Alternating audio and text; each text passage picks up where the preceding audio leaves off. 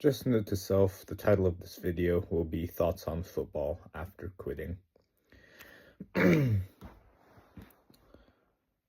I started playing football in high school, and that was mainly because my brother was playing it, and yeah, I just didn't really know what to do with my life slash extra time.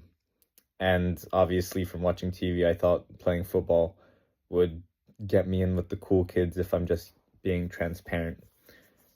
And a lot of people might not admit it, but that's why a lot of people start playing football. But usually the people who are in it for the luxuries of being popular don't really last.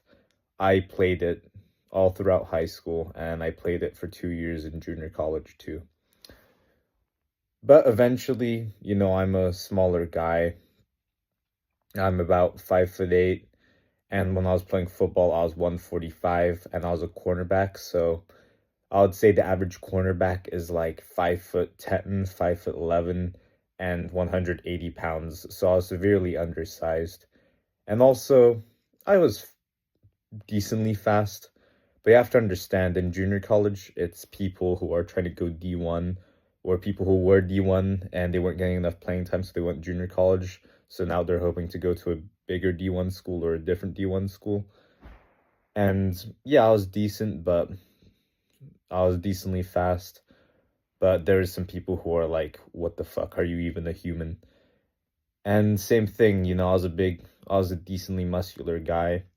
At 145, I was able to bench 235. I was the strongest pound for pound player on the team. But it doesn't matter how strong you are pound for pound if there's like a 220-pound running back who runs a 4-4 and he's coming full speed at you. I'm gonna have to dive for the legs, or if it's like on the goal line and I'm trying to tackle him, like there's just nothing I could do about that, and that lowers my stock as a football player. So eventually I knew the right thing to do was to quit. Of course, yeah, there is people like Tyrann Mathieu in the NFL, but I wasn't Tyrann Mathieu. I didn't have the desire to try and get to Tyrann Mathieu's levels, so yeah, I just made the right business decision. Yeah, you could say, oh, but if you have a passion for it, well, I didn't have a passion for it. Or I could have developed the passion, but, I didn't really feel like doing that either. I just knew that. Here, let me give an example that'll make it explain better. It's like a bottle of water. A bottle of water out of a vending machine is $1. It's worth $1, but at an amusement park, it's worth $10. And if you're on a desert island, like the guy will probably give you everything he owns for a bottle of water. So I just knew it was kind of like a bottle of water in the vending machine. I wasn't in a place where I was worth a lot, where my specific skills and my specific abilities are worth a lot. So that's why I decided to quit. And yeah, I knew it was the right decision, but like a lot of people who quit football, for a little bit after, they're a little bit bitter at the game because it's just, yeah, they've been working hard towards something, and then it's kind of a tough realization knowing that you're not going to accomplish your goal. Because for a lot of people, it's all or nothing. Like, oh yeah, if I don't make it to the NFL or if I don't go D1, I'm going to be pissed. And that was kind of like me. When I first came to junior college, the coach was saying, like, oh yeah, at junior college, a lot of people are trying to go D1, D2, and even if they don't, the friends you make along the way and the relationships you build is all worth it. And in the back of my head, as soon as he said that, I was like, yeah, sure, that's a load of BS. Like, I genuinely thought those exact words in the back of my head, but yeah, it turns out that wasn't bullshit. Like, I've made some really good friends playing football.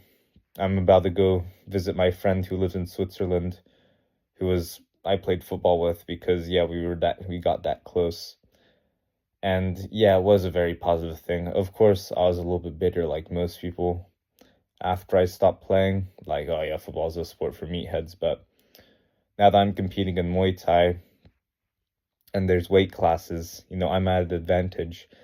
For about 6 years of my life when I was playing football, I was like going super hard in practice because I had to go extra hard to be on the same level as the people who were bigger than me. But now that I'm doing Muay Thai, I'm used to working hard. I'm used to putting a little bit extra effort in.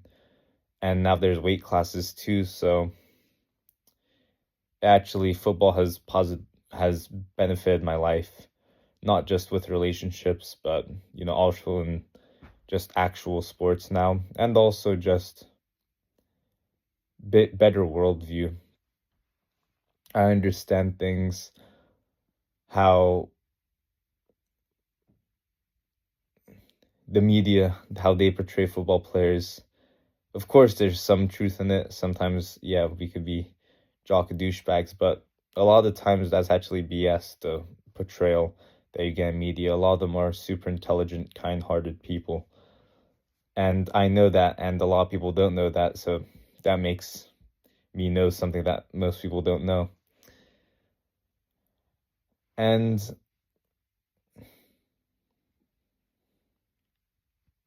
the competitiveness in football is on another level. Like, you are physically hurting someone during every play, or like when you have to make a tackle. It's not a comfortable process. So I'm just used to doing uncomfortable things where a lot of people might not. So that will benefit me in anything that I do.